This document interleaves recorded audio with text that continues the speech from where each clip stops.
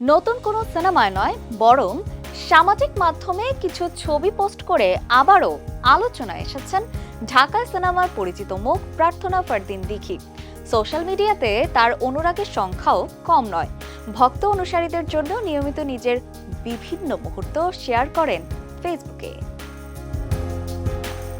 বেশ কয়েকদিন ধরে যুক্তরাষ্ট্রে অবস্থান করছেন চিত্রনায়িকা দিঘি। দেখা করেছেন বাংলাদেশের অনেক তারকার সঙ্গেও, যার মধ্যে রয়েছেন সঙ্গীত শিল্পী জেমস। এছাড়াও সেখানে কাটানো নানা মুহূর্ত ভাগ করে নিয়েছেন অনুরাগীদের সঙ্গে।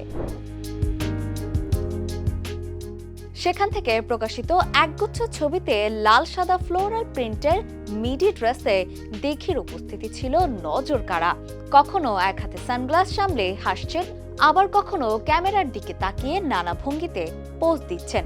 নেটিজেনদের অধিকাংশই তার সৌন্দর্য ও স্টাইলের প্রশংসা করেছেন। এই ছবিগুলো দিঘিকে আরও মোহনীয় করে তুলেছে।